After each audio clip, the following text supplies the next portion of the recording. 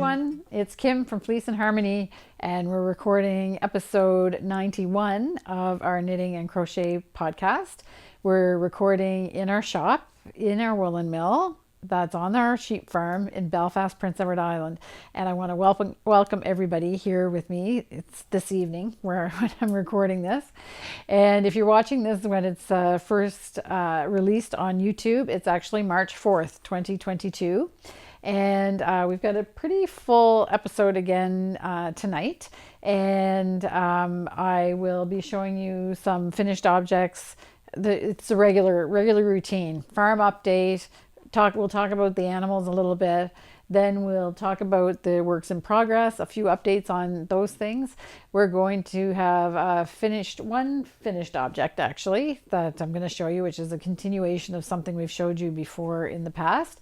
Betsy joins me, and we're doing the muzzle and the ears on our llamas. But before we get to the llama part, you'll want to stay tuned and or watch at least the first part. Even if you're not interested in llamas, then you'll be able to. Of course, she's got a sweater adventure again, so we're going to do that. And we have a little bit more information about the PEI Fibre Festival. But as always, I'll do chapters. And if you go down into the show notes, or if you're watching on a computer, you can scroll at the bottom and you'll be able to see the different sections if you want to skip to a section. And before I forget, because I always try to remember to do this at the end, but I'm going to do it at the beginning because I always forget, is that, of course, if this is your first time watching, welcome. But if you've been with me through this whole journey of 91 episodes, then welcome back. I would ask if you enjoy the podcast that you subscribe. We're really, really close to 10,000 subscribers. We're at just over 9,700, so there's 300 more to go. So if you have been watching but you haven't subscribed, it would be really great if you could help me out with that. And of course, thumbs up if you like it.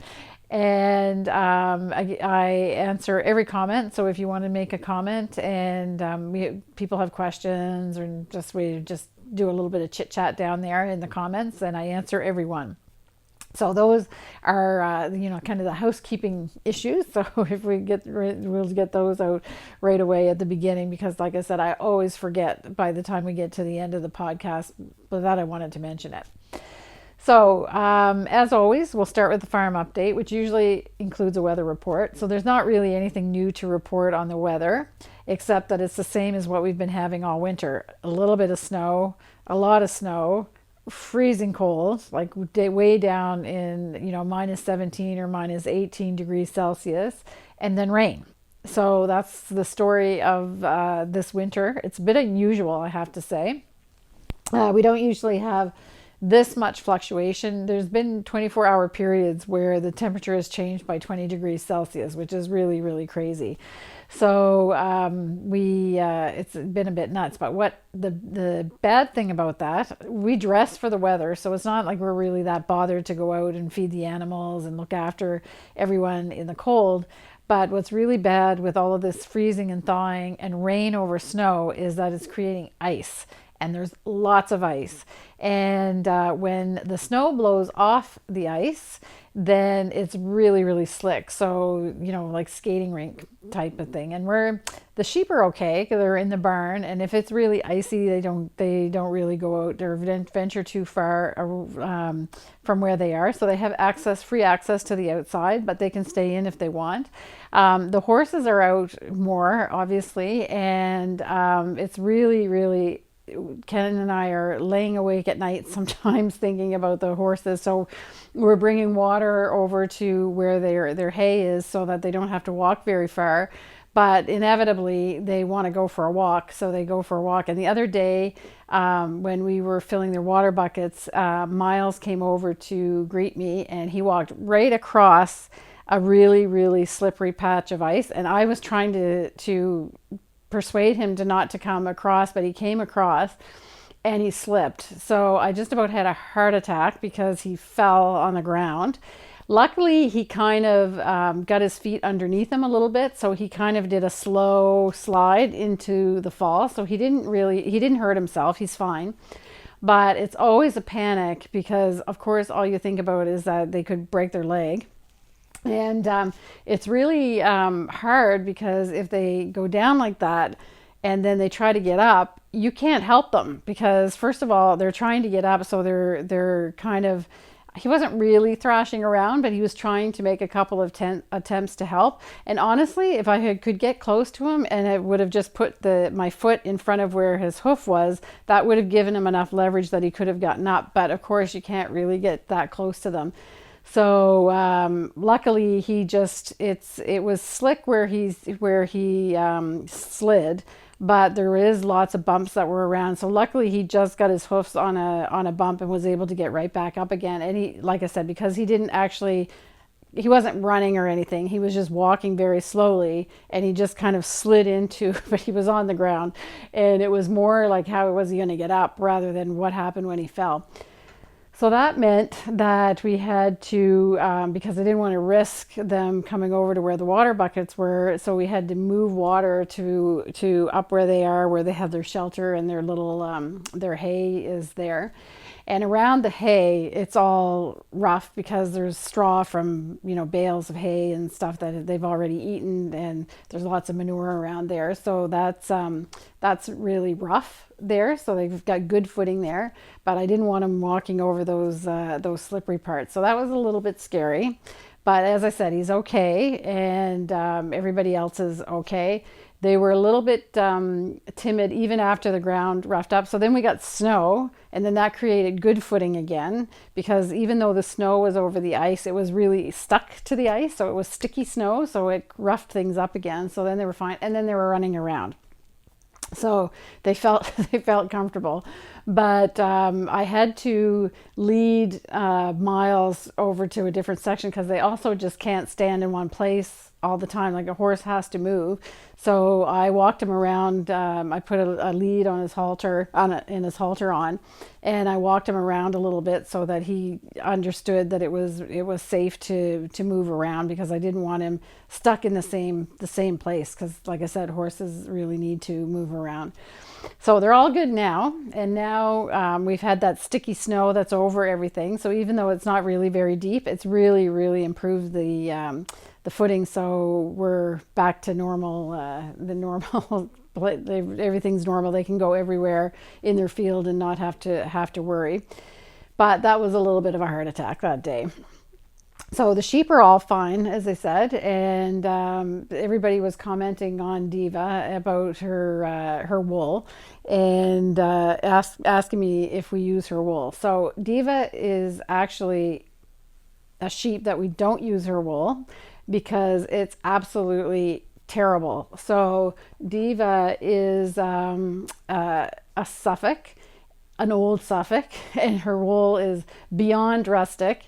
And when some people were asking in the comments, I said it could actually be used as a pot scrubber, which is just about it. So we don't put Diva's wool in our yarn. So that one, but she gets shorn with the rest of them, and we use some of her wool in batting and things like that. But we don't spin Diva's wool in the yarn. So I think that was really about it for the farm update. There, other than the excitement about the ice, the bad excitement, then there wasn't much else going on. Everything is just as normal, which is great.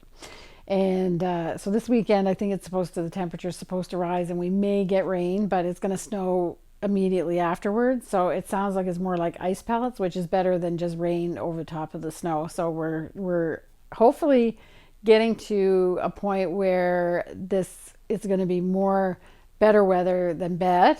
It's in March, it starts to as I mentioned on my newsletter, the last newsletter, March is supposed to come in like a lion and go out like a lamb. So we're hoping that it goes out like a lamb this year. So I'm going to talk about my works in progress now. So I have an update on Paisley, and I have, I'll just show you Tungsten. I'm still knitting on it, but I'm not getting super far with it, because I'm kind of juggling 2 or 3 projects. So the first thing I'm going to show you in the works in progress is my swatch for my Cowl Cardigan. So I have done my swatch in the champagne color. I'm going to actually knit the cardigan in cherry red, but I don't have my yarn yet. I had to order more. I have the yarn quantity here, but I don't have enough all in the same dye lot. So I have placed the order. It's supposed to be delivered tomorrow, so I will have it, but I didn't want to wait because I wanted to do the swatch. So the Cowl cardigan is made with double moss stitch and garter stitch for the sleeves. So I swatched the double moss stitch. I'll take a picture of this closer. I swatched the double moss stitch and made sure that I had gauge there, and then I just started knitting with the garter stitch on top of it. So I just made one swatch, and I was relaxed enough that I could do a swatch gauge. I did soak this swatch, and I laid it out to dry, so I didn't actually pin it down. I didn't want to put any pressure on it because I really wanted to see how the fabric performed. And so this is it, and it's really nice fabric. And I haven't knit anything myself with Kid Classic before, and I can tell you that it's really a dream to knit with. So I'm ready to start my Cowl cardigan the minute my cherry red comes, and there's another customer that's waiting for her red as well, so we should be able to get that out before this goes live, actually. So it'll be on its way soon, and I'll be able to start mine. So that's the first step of that one. I'm going to show you Tungsten next. So Tungsten is the Argyle sweater that I'm knitting in felted tweed. And this is really just a progress report. So all of the stripes are done. I should have kind of given this a little bit of steam before I showed it, I guess, but all of the stripes and the Argyle diamonds are finished, and I just have 10 more centimeters to go to before I do the next shaping. This is the back, so there's just a little bit of shaping at the top, and it's a tunic length, sort of. It's a little bit shorter than a tunic, but it's a 57 centimeter stretch from the bottom of the hem up to the back of the neck. So it's a little bit it comes just down over the hips. Definitely not a crop, and which is the perfect, I love that length of sweater. It's really this kind of the way that I like to wear them. So that's coming along, and now it's just like straight mindless knitting in stockinette. And then I kind of, in a way, I sort of wish that I had cast on the front and the back at the same time, but honestly, I would appreciate it at this point. But honestly, when you were doing like all the intarsia, those lines, the brown lines are intarsia, so, and the diamonds are intarsia, so I really didn't need to deal with more bobbins. And just a reminder, when I do the front, I'm actually going to do these lines in duplicate stitch instead of doing the intarsia, because that'll eliminate 4 of the bobbins, and it'll just make it go a lot faster and be easier to manage. So this is Tungsten, and the designer is Chloe Thurlow, and it is in magazine 70. This sweater. So that's just going to come along. Paisley is there's more progress. Another part of Paisley that we're doing. So for those that may be just joining us for the first time, this is the Paisley kofte, so Paisley jacket, and in Norwegian, this is the Norwegian name. If you look it up on Ravelry, you have to use that vernacular, the Norwegian. And it's designed by Sidsel Høyvik. So if you look up Sidsel's name, and there's links down in the show notes as well. So everything is finished. All the knitting is done. And I've done duplicate stitch on the sleeves, and I've started it on the front panel as well. So I'm just going to, so the front panel, those large paisleys, have duplicate stitch on them. So I think you can see that. And the sleeves also have duplicate stitch around the paisleys on the bottom of the sleeves. And I've showed pictures of it, but I'll stick in a few pictures here. So I just want to show you again the difference of what this next step is. So it's like I said in the last episode when I did the duplicate stitch. I was thinking, oh, you know, it's a bit of work, but does it make a big difference or not? And I showed a picture comparing the paisleys on the sleeve without duplicate stitch and then with the duplicate stitch, and it definitely made a big difference. And the same goes for this crochet that you're doing around the paisley. So after you do the duplicate stitch, that darker purple that I duplicate stitched, and then there's lighter, so it alternates dark and light. Then you take your crochet hook and you actually do slip stitch crochet around the outside of the paisley, and that gives you more definition, obviously. And I think I can show you here. I don't have them all. It also gives a bit of a stiffness to the sleeve, which is really nice. So I'm going to just try to fold this so you can see two side by side, one with the duplicate or the crochet detail and one without. And you can see that just really makes it pop. And then you'll do the same here on the ones all the way up on the panel. So I haven't started that, I just started the sleeve. So just going to position this so you can see. Okay, so then the next thing is the sequence, and that's it. So I think what I'm going to do, because this is really, it does take a bit of time to do, and I'm not sure how often you really want to see this sweater even more. So I think what I'm going to do is I'll do this sleeve, I'll finish the crochet edging, and then I'll put the sequence on, and I won't do any more on this sleeve until I get that done, so that you can see the finished sleeve versus the one that just has the duplicate stitch. So you'll be able to see how all that detail actually makes it really pop. So that's Paisley update. So I'm just going to put that over here. And so that is it for the works in progress, but there is a finished object. So this is something that you've seen in progress. It's a Jennifer Hicks, her knitting, and it's the Mountain Mist sweater by Tin Can Knits. And while I'm talking about this, I'm just going to, because inevitably somebody is going to ask which I'm wearing. I wear this sweater quite a lot, but it's Hinterland by Jennifer Steingass. And it's knit in Pine Forest, Selkirk Worsted, and Thistle, Selkirk Worsted. So the color work is done with Thistle, a variegated yarn, and the body is done with Pine Forest. And Jennifer also chose Pine Forest for her sweater. And this is the Tin Can Knits Mountain Mist, as I said. And the colors that she used is Tidal on the top. So she's got the variegated Tidal. Then she used Seafoam to pick up the Seafoam that's in Tidal. And then she added this pop of Linden Blossom on, which is just a bright, nice pop on this sweater. It's just fantastic.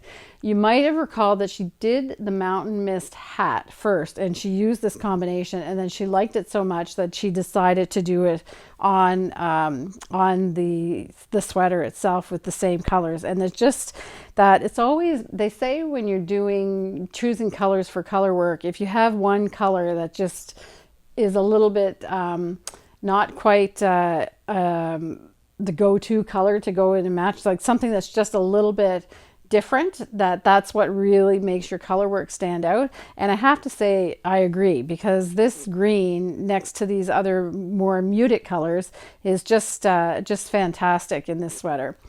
So Jennifer actually did the cuffs to mirror the yoke. That's not in the pattern. The cuffs are just plain in the pattern. So she decided to do that. And we have a picture of Jennifer wearing her sweater, so we'll show that. It looks fantastic. Super comfortable, and just a great job with this. So kind of partial to it because obviously it's a color that I like as well, the pine forest. So it's really, really nice. So that was a great job that Jennifer did on that sweater. And now she's doing a deep dive on Kid Classic. So she purchased the book, the Kid Classic, the 4 projects of Kid Classic. She's working on the Elda sweater that's in that book. And she's just about finished that. So probably the next episode, I'll be able to show the Elda sweater. But she just purchased the yarn to do the other 3 projects in that 4 project book. And she's got a little wardrobe capsule happening. So we'll follow her progress on that. The other pieces that are in the book, she picked coordinating colors so that she'll be able to wear everything together. So there's contrast, but it all kind of goes together as, like I said, a little wardrobe capsule that she's doing. So that'll be a fun project. And I think we'll go to the segment for the llamas with Betsy. And again, if you don't want to watch the llama part, the actual crocheting of the llama, then that's fine. You can skip. There's chapters there. Like I said, you can skip them. But at the beginning of the llama section, Betsy is going to show us what happened with her sweater that I don't know if you haven't been watching us before. Betsy cut a hole in a beautiful hand knit sweater that she did. For the people that have seen the hole, then you're going to be able to see the fix. So that was fixed this week. So Betsy's wearing it in the segment, and we're gonna talk about the fix that we did. And then Betsy pulled something else out of her project bag while she was here recording the llama section, and it was just so awesome that I suggested that she show it in this segment as well. So we'll pop over with our little. It's not a tutorial that we're doing, but our little project that we're doing together with the llamas, and all the sweater details will be at the very beginning of that segment. So we'll just go on over there. Hi, Betsy. Hi. So we're back. We are. Yes, our llamas are looking like, well, they've just lost their heads. Yeah, I was going to say they're headless llamas. They're headless llamas. But before we get to the llamas, okay, Betsy's going to do her sweater update. But she's got really something else to talk about today. There's a couple things. So this is the sweater that had the hole. Yeah, the big hole. The big hole. The big hole. You can maybe look close and find it, but yeah, we're going to assume you're all too far away. Yeah. And I don't really need anyone that close to me anyway, that you could actually find it. Yeah. So Kim helped me to put it back together. What did we have to do? We had to figure out how many rows had actually been lost. Yeah, so we undid first. We did. And because the stitch count was different on the top and the bottom. We had 6 stitches on the top and 5 on the bottom. Right. That we needed those to be equal number of So we stitches. went back so that there were 7 on each side. Yeah. And it really wasn't very clear on the edges what was going on with the stitches, because it almost looked like there was half stitches there. Yeah. So we just kind of opened it up a little bit more. Just to be sure we could understand which direction the threads were going in. Yeah. So then we actually knit some rows back in. Yep. And we actually left the sides unattached because we weren't exactly sure what was going on there, and left ends long enough on both sides so that we could sort of stitch those in with a needle and thread, or the needle and the yarn. It was kind of like duplicate. A little bit of duplicate stitch, a little bit of just catching one leg just to make sure it was a finished V-stitch there. Right. And then we Kitchener stitched it together. That's right. Was the final stitch to hold it together. So we knit up. Yep. And then we just had the stitches on another needle. So we knit up until they looked like they were going to join. Yeah. Did you do the sides first and then Kitchener? I actually left the sides. So we actually did it all together with Kim while I was sitting with her, and then went, okay, we made some mistakes, so I'll go home and try it again and fix those mistakes. So I still left the sides undone, and then just took a darning needle and kind of sewed those back in. Right, because when I first tried to do it when we were practicing, I was looping, like going back and forth on the needle, and I was creating a loop, and that created a lump on the side. So then we figured that when Betsy went home, she'd be able just to knit like a flap, basically, and Kitchener stitch the flap together to the stitches on the top, and then use the 2 ends that she left to do like a duplicate stitch on the side. Exactly, and that's exactly what I did. Yeah. So there is a little bit of a bump on one of them because I didn't do it perfect, but again, I decided no one is it's right here. No one is getting that close into me. So at least that doesn't know anyway. Yeah. So, And I think that if you were so inclined and you wanted to go and spend like another hour on it or something like that, you could have, but the theory of how it worked I think it worked. Yeah. So it was pretty amazing. Yeah. And I've already gotten quite a bit of wear out of this, and I wear it very much every day. I try not to keep it as a precious special sweater. I try to wear it, so I wasn't too worried about being so if you're going to try that at home, it's up to you how much time you want to spend. Like at some point you have, what is it, the opportunity cost of spending time, 3 hours of your life on it, getting every stitch perfect. It may not be worth it. So then I took the opportunity, because I figured, okay, I've already messed with this sweater, so I'm going to do some more. Yeah, of course. So I had originally wanted it to be an oversized sweater, but by the time I was done with it, had blocked it, wore it a few times, it had really sagged. Like it had lengthened both in the body, the sleeves had really lengthened. The whole thing was just much larger than I wanted, and almost like the knit had relaxed so that the stitches itself was almost, the gauge was, I think it almost filled out. So I decided to give it a go. Threw it in a hot water wash. I know, it broke all the rules. Hot water wash, and then into the dryer for like 10-minute segments. And it took 2 10-minute segments, but my sleeves have come to a nice length. I could block them and pull them a bit more, but I think they call this bracelet length? Yes. Yeah, so now I can wear bracelets with it, and I can do the dishes without it. Because it was constantly falling down over my hands. Right. And the length came up a little bit. You can't really see that while I'm wearing it. I didn't lose much in the width, so it's still very much a block, kind of like a block shape, but I'm okay with that. And when you were wearing it, you were always pushing the sleeves always up. Pushing all the time. sleeves up. Always. So this gives me nice, Right. So it's great. It's good. Yeah, it's good. And I mean, it's pretty awesome, because that was a pretty disastrous. I'm sure there could have been tears if people were. Yeah.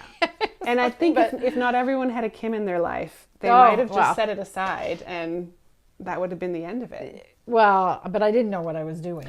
But you figured it out. Yeah. So the trick of the whole thing. So I think that the trick of the whole thing, the way that I was able to figure it out, was actually taking the stitches out helped me figure out how to put it back together. It was a bit scary to think of pulling back further. Yeah. But I told her my ultimate solution was to rip the whole thing back to the yoke and re-knit it. Right. So I figured, what the heck, we're not try, and you'll be and it definitely made it clearer. Yes, opening that up because it was really hard to figure out where the threads were coming from. Yeah, because there was like 3 threads in a loop. Yeah, because it wasn't just like I cut one string so that it was this nice pull. Yeah, I think we had 3 or 4 different ones. Yeah, and a loop that had, I don't even, we still don't know where that came from. I think, did we cut that in the end? Yes, we did. Yeah, and so we cut the loop it off and wove it in. Exactly. So anyway, so that's it. So that was a pretty challenging one, I have to say. Yeah, it was surgical. Actually, that was fun. We were sitting there and you were saying needle. Yeah. We felt a bit surgically. Double point, darning needle. But here's the end result. So we're good to go. It's a great job. So then Betsy shows up tonight and she is knitting on something, and I said, oh, what's that? I don't recognize that pattern. She said, it's mine. I said, oh, you're knitting a sweater for yourself. She said, no, it's my pattern. So seriously, I was saying something like 3 sweaters. How many sweaters have I fully knit? I've knit 1, 2, 3, 4, 5. Yeah, because I've done 1 for each of my family members and 2 for me. So so 5. 5 sweaters. No, 6, because there's 4. No, I am part of my family. Oh my gosh. Numbers. She's asking me numbers again. We'll say this is number 5. Yeah. This is number 5. That is your own design. No, this is number 6. 6, and it's your own design. Yeah. Okay. So I'm doing a vest because I wanted like an outdoor kind of idea.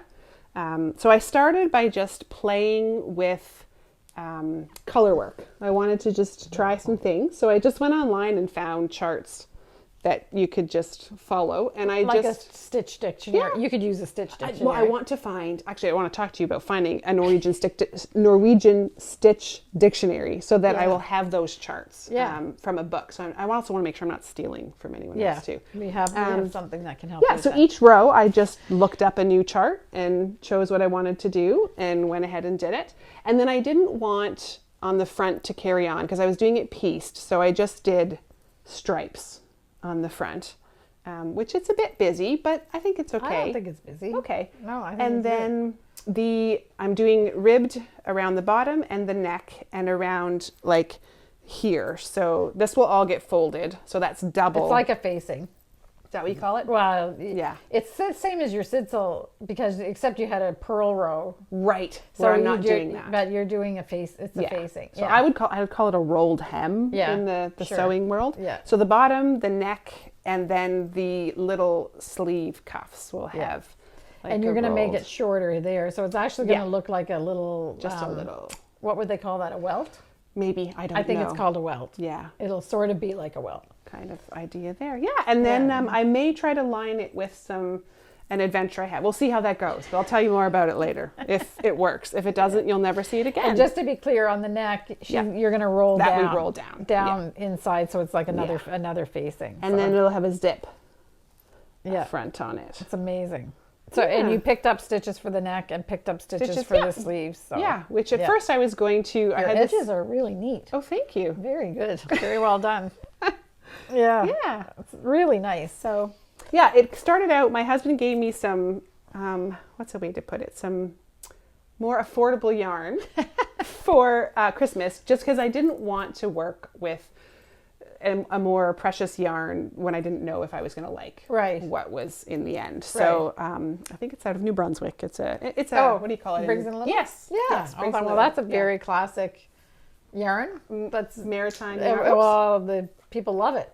Yeah. So that's what it is. And it's all their colors. We picked up in a shop I think close to where he worked. And great. That's good. Yeah. So we'll see how it comes out. If it gets finished lovely, you'll all see it. If not, it'll disappear. Never appear again. Never to be talked about again. I can tell already. You're almost done. Yes, it's going to be excellent. I'm pretty close. So. Yeah, I think it's going to be excellent. Oh, thank you. And you've tried it on? Yes. It's like what you want? Before I put all the edging stuff, I've tried it on, and it didn't actually. I had put an additional panel down the sides because I wanted kind of that stretch look in the side, but I'd already made it too big, so I took those back out. Okay. That is kind of the story of my knit life. I generally end up knitting things too big because I have this incredible fear of it not fitting me. Right. And so then almost everything turns out. Yeah, and depending on the yarn though too, to be fair, when you block it, it sometimes expands. Yeah. This stuff really did. Yes. My stuff from Sidsel did not. Your stuff does not as much. And this, I have blocked this already and it hasn't. But this, I was surprised at how much this our yarn does get wider and shorter. Oh, okay. Yeah. So it like bounces up. Yes. Okay. So that's why we always are talking about really like soaking and blocking your swatch, because you need to take your measurements that way, because when you're knitting with the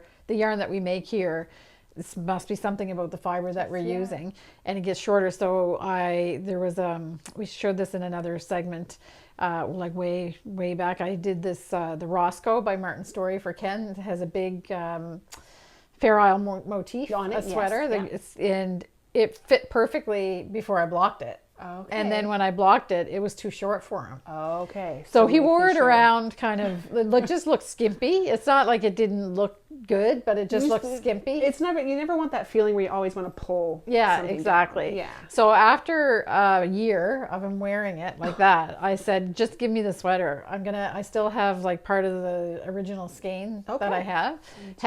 And anyway, it was done with our yarn. So alternating skeins is a must anyway, even on solid colors.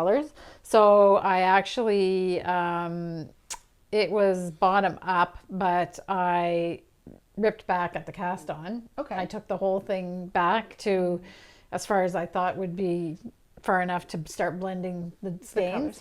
And then I just knit down, and I added a panel probably about that much. Nice. And it's again, I was so happy that I did it. Or did I cut it and then ball up like recondition the yarn, and I might have cut no, I think I unraveled it backwards, which was a real pain. Reconditioning the yarn thing, I haven't actually done that yet, but I had considered it with this because I had pulled some out that I'd had done in something else and pulled it out. But then I was lucky to find a piece that I hadn't, because you really do get some real crimp in it. When exactly. It's hard to knit it and make it look neat. Smooth again. Yeah, and blocking it afterwards doesn't really fix it. Doesn't help that. Yeah, so there's actually Roxanne Richardson talked about that. So you need to recondition the yarn before you knit with it, for sure.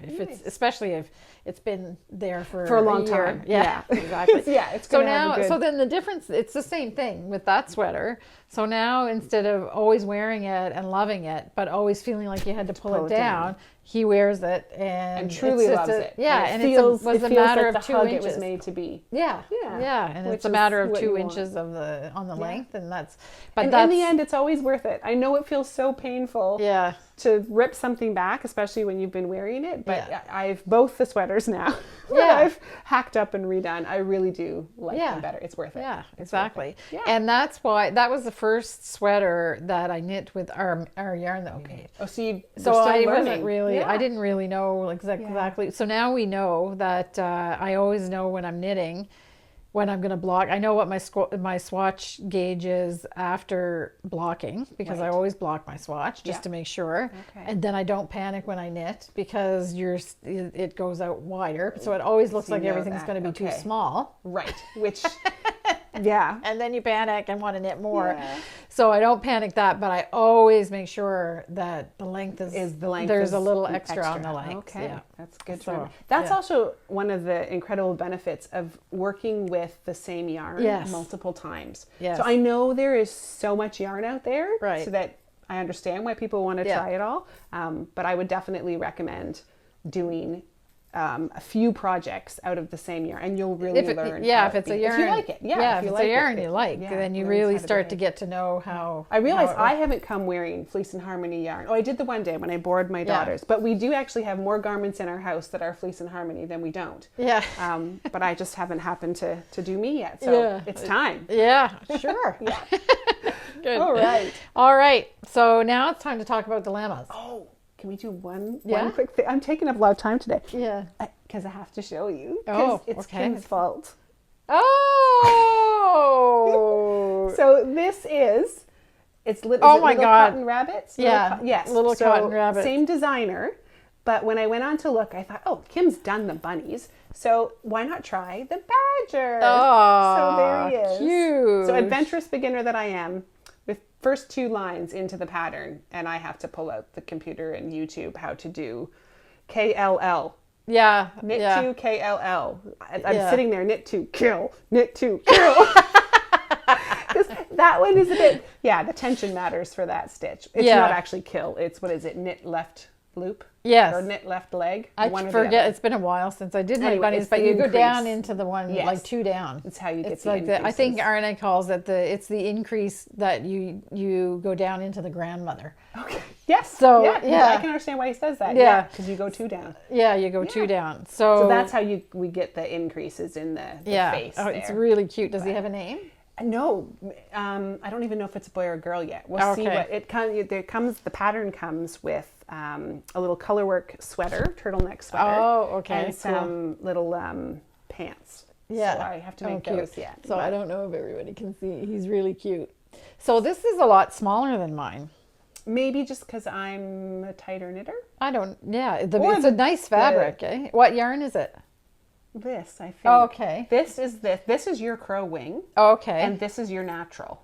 Okay. But this one I think I used because I wanted to just use again. Of course. Well, they're great projects for using up leftovers. Okay. Yeah. So it would be the Stephen and Penelope would be this gray here because it came right out of what was left here. Really, really cute. Yeah. So now I need some clothes. Yeah. I just love the little tail. Yeah. So I've become I'm calling it a critter knitter. Yes. Did you have to sew that on? Yeah. Oh, okay. It's a separate piece. So. Yeah. But like really you said, everything is done flat. Yeah. And then seamed up. And it really is marvelous. And somebody was asking me about how fiddly it is. It's not fiddly. No, it's not fiddly. It's hard to explain because you think because it's small that you're you're somehow doing this. Not. It's not. I did this on, it's 3mm needles. Yeah, it's not exactly. that tiny. Oh, so you used a smaller needle than me too. Well, that was the pattern called for. So maybe this one is just a tighter, smaller. Anyway, they're knit. super cute and they're not fiddly. So even when you're doing this little part as a separate, like on her little tail of my cotton tail, it's a little thing that you're knitting it and it's this big, but it's not fiddly. Too terrible. Okay. Yeah, I just it's kind of hard to explain. This is really cute. Oh, good. It'll get a name yet. Okay. Yeah. Truly. All right. Enough show and tell or bring and brag. Yeah. No, that's good. That's good. Yeah, it's fun with that. Okay. So we need to carry on with these llamas. Yes. So I have my right crochet hook this time, so I'm ready for action. Good stuff. So we're this just gonna. Where we left you last week. Kim did her. I think actually we didn't have a neck. We had the neck for homework. Yeah. So that's where we're at. But we're actually going to set these aside tonight because we cannot go much further until we have the muzzle made. Okay. And we need to do that. So we need to do some appendages tonight. Right. So and when you're stuffing these, it's really important to stuff it before you go too far on the neck. Because I went too far on the neck and then we were trying to shove it into the back end there. I think I'm even going to make her backside a bit bigger. Yeah, you can work on it with little pieces at a time. And, so I have a question. Yeah, okay. It's probably just a tension thing, but I noticed where I've done these decreases on the leg to give them shape. Mine goes in a lot. Okay. Yours, well, I guess yours goes in a little bit. It goes in. Yeah. Okay. It's going in. Yeah. All right. But maybe not as quite as drastic as yours. It might also be the color of yarn gives us just more definition there too. Yeah. Okay. So, anyway, it's and I'm loosening up on the neck. I have some that do this and some that are not. So it probably does have to do with what mood you're in that day. Yeah. Yeah.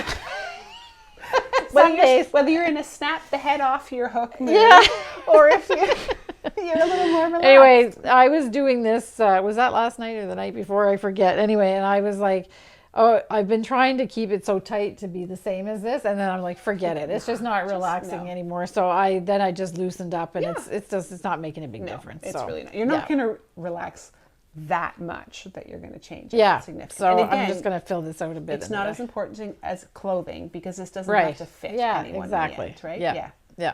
You're not looking for a specific size. So that's that. Coming along great. Right. And it stands right up. Okay. So now we're going to test your memory tonight. Do you remember the magic loop? Oh boy. Where we made the X on our hands. Yeah. We do the little hook through. Okay. Show me again. Again. Okay. So we've got the X on our hands. The pull, twist, and pull through. Okay. Didn't you say you made 18 legs? Yeah. Okay. Let's see if it'll come back to you as you go. No, that's no. Okay, what is it again? Okay. All right. Maybe you folks just give us a moment. We'll be back and we'll have her all set to go. All right, so we're back. Okay. So I already did it. Yep, so we've got it. So we did the 6 into the loop.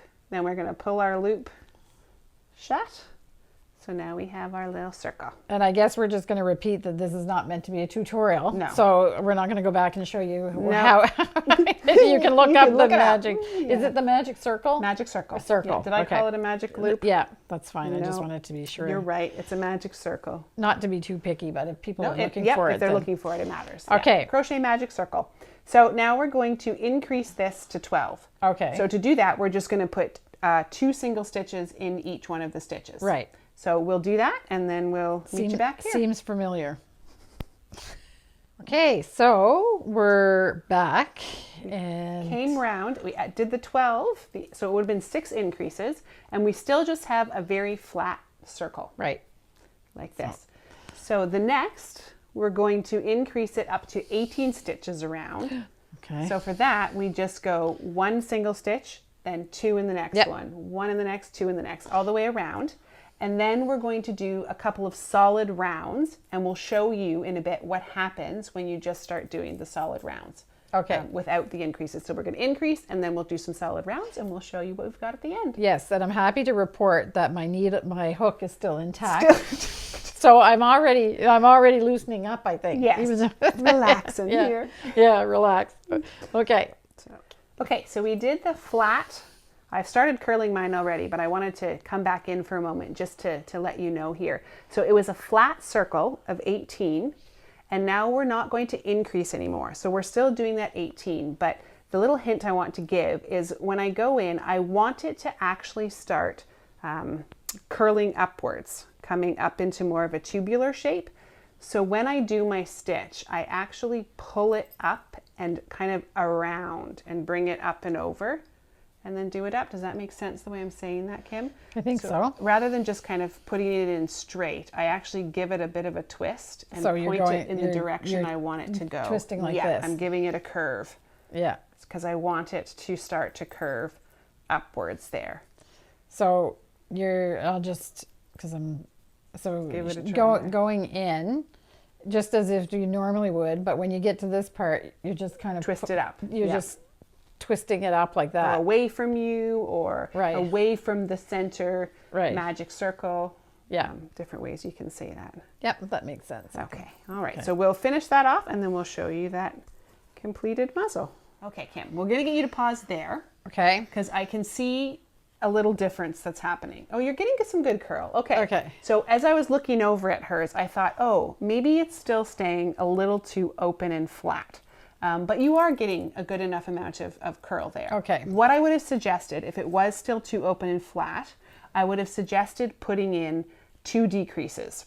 One on opposite sides. So I would have done like one here and then one about here. And that would just bring that muzzle back in. Okay. Same as we did at the top of the legs. It would be the same idea here. Yep. It would bring it back in. But I think we're going to be okay. By the time you get your 3rd round on there, it should bring it up. You can just see, so that's mine with the 3rd round. Right. And that's kind of, I'm blocking with my fingers. They're so little. Yeah. There. Okay. So we're looking for that cup or bowl or shape there. All right. Okay. So we'll let her finish that off and then we'll move on to some ears. Okay. Okay. Yep. So I think, yes, look at that. We've come around. So that is our little muzzle. We're just going to finish it off by pulling through, doing a slip stitch, I think it's called. Yeah. And we're going to cut the yarn, which, oh dear, did I bring my special safety scissors? Let me see. I did. Great. We're all good. We're all safe. No one's going to get hurt today. Oh, no. Did I do that right? I'm slip stitch? Yeah. Did another so extra then you stitch? now just need to, we'll cut, because we want stuff for sewing. So we're going to cut, let's go with that. About what is that? A foot? A 12 inch? Okay.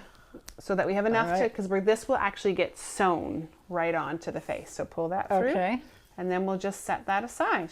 All right. And that's our muzzle. And we'll show you next week how we're going to attach that, what we're going to do that with. So set that aside. Okay. And now you need to do that magic loop again. Okay. So the tail's on the top or the bottom? The tail is on the bottom. The bottom. Yeah. Okay. So I start by just grabbing it. Yeah. And then looping around. Yeah. Upwards. Yeah. There you go. Okay. So this time you're only going to put 4 on loop. I said it again. Magic loop. The magic circle. Right. Ever since I learned that term, magic loop, I go with that. So you go in. Go in your hole. Whoops. Yeah. In the center of the hole. And then pull back. it up and through. Yeah. Okay. And you're going to do 4 of those on there. Then we're going to pull it tight. I might speed ahead a little bit. Yeah. Kim here. Nobody look at the way that I get this on here because it's very. Because we're going to leave her with some homework again. Yeah.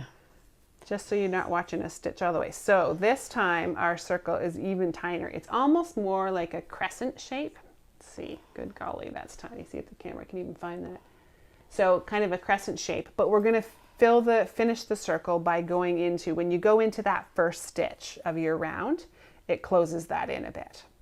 So now we need to increase to 6 stitches, then we're going to increase to 8 stitches, and then we're just going to do a bit of a tube section again. So I will take a pause because I'm going to fight a bit, because the tighter this magic circle is, the harder it is to get into these little stitches. So I'll be back with you so you don't have to watch me grunt and struggle.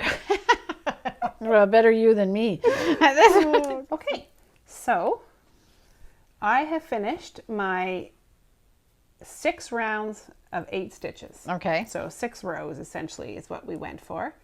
But then I also did one more at the top, and again, because you can see there how it pulls in here. Right. So I decreased back down to 6. On the last one. Very last. So I did up to the 6 rounds or the 48 stitches, and then I pulled in that last one to just give it a smaller part at the end there. So I'm there, but it's still, you can see how it's going to, it's going to develop into sort of this shape. Yes. Then what we're going to do, again, we're going to cut a fairly long string at the end because we want to be able to sew that onto our llama's head later. So I'm going to finish off this stitch here. Pull that through. Oh, so it is pretty long. Yeah. Well, I maybe went a little excessive there. But we're also going to do something else with it too. So before I leave you tonight, we're going to shape this a tiny bit. So we're going to take a darning needle.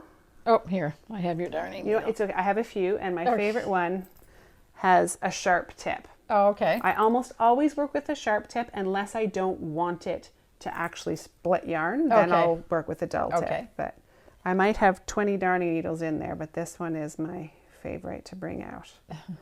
Oh no, there we go. Okay, so this piece is our starting one, and I'm just going to actually drive it up through. So you went in? I went in the opening. Okay. Pulled it up through. I'm just going to tug it slightly, and then I'm just actually going to cut that one off because that was our starting string that we had there. Okay. Now I need to... The long one? Yeah, the long one. So we're going to thread the long one. I'm just going to relax and watch you do that. Problem. So then you know what you're doing later. Now we're going to give this guy a little bit of shape. So we want to kind of make it just look more like a cute little ear. So to do that, we're just going to put a few stitches in. So I went right across from where I was there. And I'm going to pull that tight, which will fold that right up. Yeah, all right. So it did that. And now I'm going to add a few more to keep this, we'll call it a dimple. So I've pressed the shape that I want. It might be hard to see on the camera there, but I'm just kind of like folding it in and pressing it in.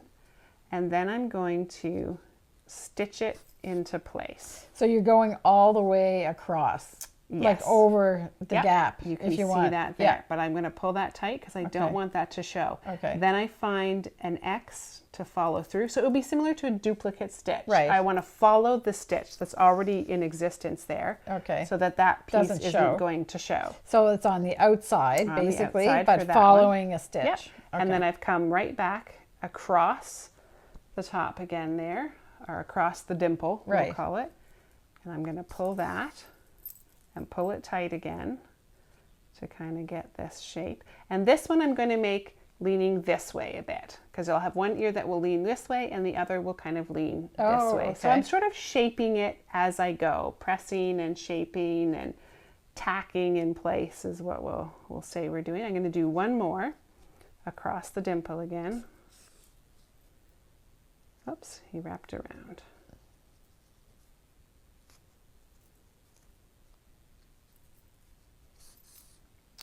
Across the dimple, and then pull all of that snug because I don't want those stitches across there showing. So I've made them disappear. So it's just, you're just closing, so you're folding it in on itself and just closing it up. And then to shape it, I either just take the top and bend it the one way or bend it the other. Oh, okay. Doesn't really matter. And then when we put this back in, and we're going to come out, I'm going to use my leg here because it's tight. I'm going to push it out the end, pull that snug, and there we go. Okay, so just to explain, she went in on the top of her shaping. Yep, the dimple. And then went all the way down on the inside and out and out, and then pulled it through. So that probably keeps it like that as well. Okay. Gives it that sort of lean to it. So there we are. And then we leave this again long for sewing onto the head later. So I will leave you to do both of your ears. And then if you want to do the tail as well, just check the pattern and it will tell you. It's very similar to an ear. You're just going to do a shorter amount. Okay. It's not as long. That sounds good. Yeah.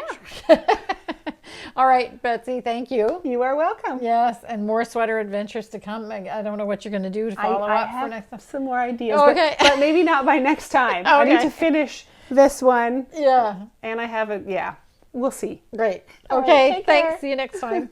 Bye. So we're back, and that was really something else, eh? She's like, now she's designing. So good on Betsy. It's just, she's such an inspiration. I have to say, it's really, really great.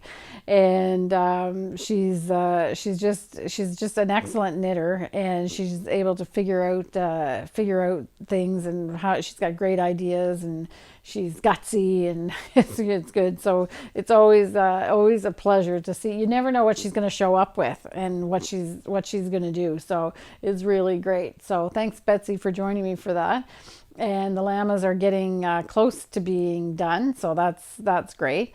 My tension has loosened up, as you saw in the. I think we make a couple comments about it in the segment. So that's great. So while we're on the crochet topic, then I wanted to tell you about a little collaboration that I'm doing with the Mercerie. I hope I'm pronouncing that correctly. So the Mercerie is a crochet. Has a crochet patterns, and they're just beautiful. And one of the main yarns that she uses is felted tweed. So she does classes online, and today when we're recording this is actually the opening of the registration for two new classes that she's doing. So the classes are done online, and as I said, she uses felted tweed quite a lot. So she reached out to me and asked if I would be interested in collaborating with her as far as a stockist to be mentioned on the with the class. So what's going to happen is, if you sign up for one of her classes and you purchase at least 10 balls of felted tweed, then she's offering a little discount on that, and it'll be shipped through us. So we'll handle it for her. And because I have all of the colors in felted tweed, you'll be sure to get everything that you need. So there is a discount code that you'll get when you sign up for the class. So the two classes that she's doing, one is called Wallflowers, and the other one is called Homage to the Granny. So square, the Granny square. And I have some pictures that I'm going to show you of what you'll be making with those two classes. So when I first, I hadn't heard of this designer before, and when she sent me some of the pictures of what she does, it's just really, really great. Like those great pops of color, and you can just see that her designs are just so uplifting. And the classes, she guides you every step of the way through the classes, and you do it in sections.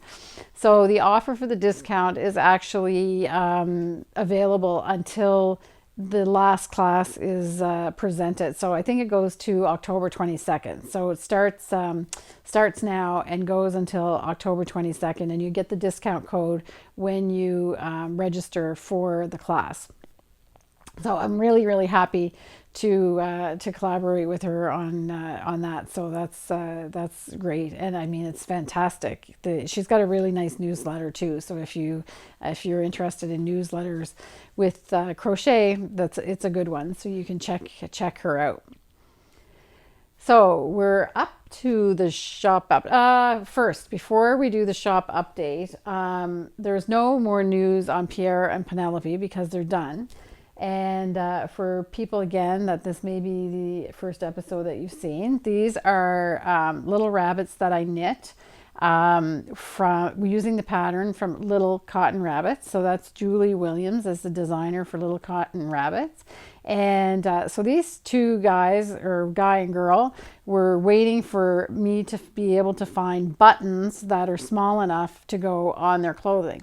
So in the last couple episodes, I've been lamenting about the fact that I couldn't find good buttons.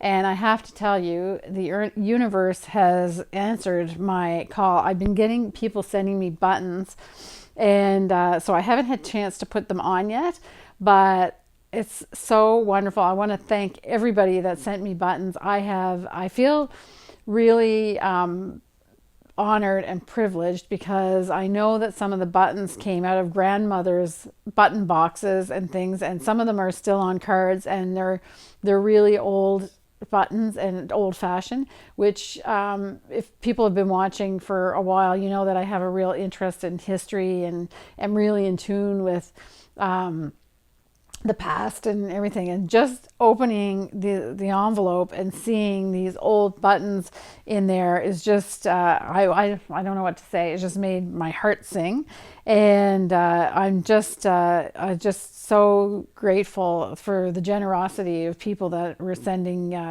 me these buttons. So the rabbits are going to be well outfitted with those beautiful, and some of the buttons are antiques, like really. So it's going to be gorgeous. I can hardly wait to use them, and it's been just a delight to go through the envelopes and the button boxes. I had a Joanne that we used to talk about, which is a really good customer of ours. Actually had a stash of buttons from her grandmother as well, and she actually brought the button box over to my place and offered me to be able to go through the button box. So it's just been really really lovely. So I promise by the next podcast I'll have the buttons sewed on these guys, so Pierre's pants aren't always falling off. And I'll be able to show you the buttons that I used. So that's going to be the finished touches on the little cotton rabbits, and I think I'm going to do another one, or at least one, maybe another two. I don't know. They're just fun projects. And you saw Betsy has got the bug as well, so she's got her little badger. I asked what his name is, but she hasn't said. Didn't name him yet, so, or him or her. I don't know what it's what it's going to be yet. So we'll watch for that as well. So for the shop update, I'm expecting our spring Rowan order at any moment, but it is not here yet. So unfortunately, I don't have anything to show you. If it does arrive before this podcast is released, then I will write some details about the Rowan Spring in the newsletter. So if you're not signed up for our newsletter already, we do have a newsletter, and you can sign up from our website. So if you go onto the home page of the website, and just down in the lower right hand corner, you'll see a place to subscribe. And the deal with the newsletter is that I send out a newsletter every Friday at 2:30 Atlantic Standard Time, and I feature items on the newsletter almost every week that are offered first to newsletter subscribers, and then I'll show it on the next podcast. Sometimes it's something that's just a general release, but that's mostly what I do or try to do. And last week in the newsletter, I'm getting ahead of myself. So if I get the Rowan order before the newsletter goes out at 2:30 on Friday, I will put a sneak peek in the newsletter. If I don't get if the boxes don't arrive, then there's not really much I can do. But if I do get it, then the magazine will be available then to order, and I'm bringing in a new yarn as well, which I'll tell you about in the newsletter as well. So, and last week in the newsletter, we did a batch of Heatherdale Lopi. So the Lopi that we do here is spun from the wool from a purebred Icelandic flock that's on PEI. So it's a medium-sized flock from Blominen Farm is the name of the farm. And Toby and James look after those animals. They're really, really well loved and spoiled, I have to say, but their wool is just simply stunning, and we spin that up in a traditional Lopi style, which means that it's just a single, so it's very gently processed, and it's in a single strand, so it's not applied yarn.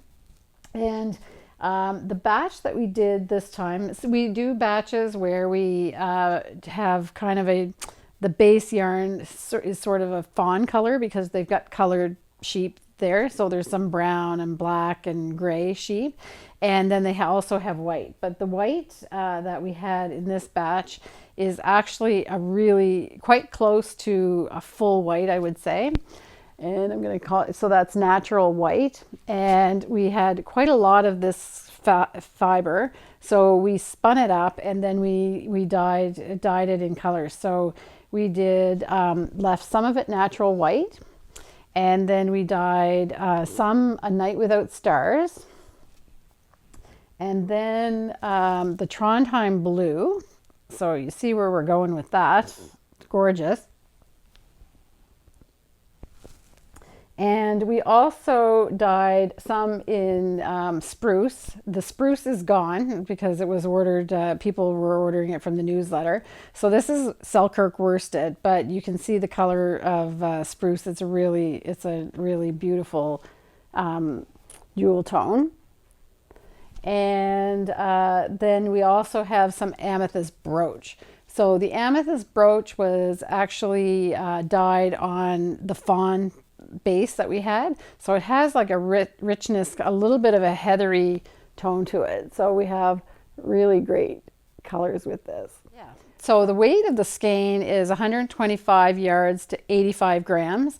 So it's somewhere just past an aran, I would say, or close to an aran. It's not a bulky, it is finer than that, but it is a thicker yarn. But it knits up beautifully in sweaters, like really warm sweaters for the outside. And I picked out a pattern that I wanted to show with that. It's called the Sweetheart Sweater, and it's designed by, I hope I'm pronouncing her name all right, it's Lina Ornstein. And it is beautiful, just that yoke sweater, as you'll be able to see, and there's a picture here somewhere. And it is, the gauge is a little different on the sweater, but I think if you do a gauge swatch and you do a little bit of math, then our Lopi would work really well with that sweater. And if you're not sure how to substitute a yarn that's a slightly different size than the yarn that's required in the pattern, then we did do a tutorial on that, and it's in the playlist for tutorials, and I'll put a link in the show notes. And it's the part 3 of the swatching tutorial. So the part 1 and 2 is really just how to do a swatch, how to measure your gauge, and then the third part of that swatching lesson is about how to do yarn substitutions in patterns. So I'll put like I said, I'll put a link to that. I'll do a card up here somewhere, but if you're not on a computer, you can't see those. So there'll also be a link down in the show notes. So you'll be able to make the adjustments if you feel like the Sweetheart Sweater is something you'd like to knit with the Lopi. It's really a beautiful pattern that Lina did. So I also have one more color, and I have to tell you a little story about the naming of this color. So this color is called The North Wind Blows, and we were inspired to do this color from the color of Moonlight, which is a color we've had in our catalog for a long time. Moonlight is a solid variegated, and we wanted to use the colors that were in Moonlight and do something that had some white space.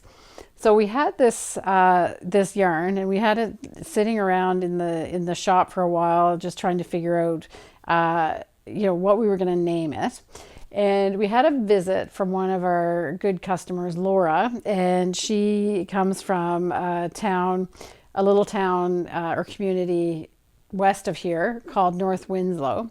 And we were chatting while she was here, and she was telling us a funny story that she said we were talking about people not getting names right, names of places. And she said, well, the funniest thing that ever happened to me with that is that I got my Sears catalog one day, so that was a while ago, when there was Sears and when there was a Sears catalog. She said, I got my Sears catalog, and it was addressed to her name in The North Wind Blows.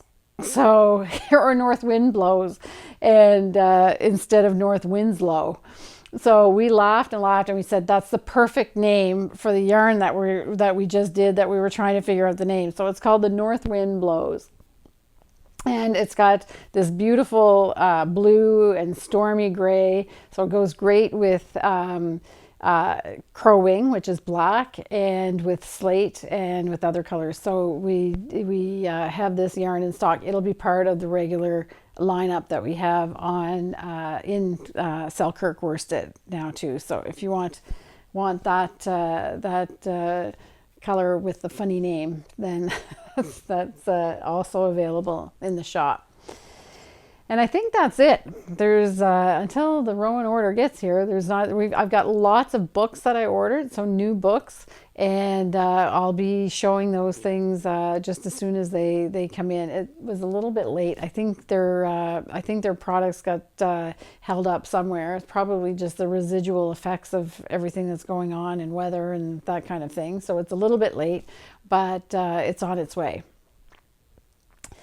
So I will talk about the Fibre Festival now, because if you've been following the PEI Fibre Festival website or have signed up for the PEI Fibre Festival newsletter, then you know this news already. Also Facebook and that is that Andrea and Madeline from Fruity Knitting are coming to the PEI Fibre Festival. We are so excited. We can hardly wait. And we're going to have a Fibre Fan Lounge at the festival, so that we'll have special guests there, either podcasters or speakers. There's going to be some book signings there in that lounge, and Andrea and Madeline will be doing a little doing a session in the Fibre Fan Lounge as part of the festival. If you go to the website as well, a lot of the classes have been announced. So there's no tickets that have been sold yet. So no, you're not missing anything yet. The tickets probably won't be ready until to go on sale probably at the end of March or the beginning of April. But it'll all be announced in the newsletter and on the website. So just to quickly talk about some of the people that we have that have confirmed already that will be teaching classes. We're going to have Sarah from Rich Texture Crochet, so she'll be coming. And for podcasters, we have Andrea and Madeline, both will be here. And we also have the Christine and Shirley from the Saltwater Mittens. They have a new book coming out in September. So they're going to be doing 2 different lectures at the Fibre Festival. And we've got Scandiwork. So Kristen Drysdale is also going to be doing some workshops at the Fibre Festival. And then there's a bunch more after that, but I don't want to give them all away all at once. But you can check it all out on the website, because they've been starting to build their profiles and everything on the website. So you can check back there often to see when things have been added and people have been confirmed. Also, there's now 4 hotels that have special rates for the Fibre Festival. So if you need to book a room, then there's instructions about how you get the preferential rate for Fibre Festival attendees. So everything is coming together. We're really excited, and it just seems like it's been such a long time. We started this idea back in 2019, and now finally in 2022 we're going to be able to see everybody and meet everybody at what will be a great festival, I think.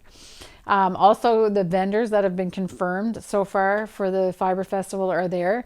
There's still time for vendors to apply. So that'll get filled out a little bit more as well, but there's still quite a long list of vendors that have already booked their booths. We're going to have 2 booths there. We're going to do one for Rowan and one for our yarns. So we're really excited about that as well.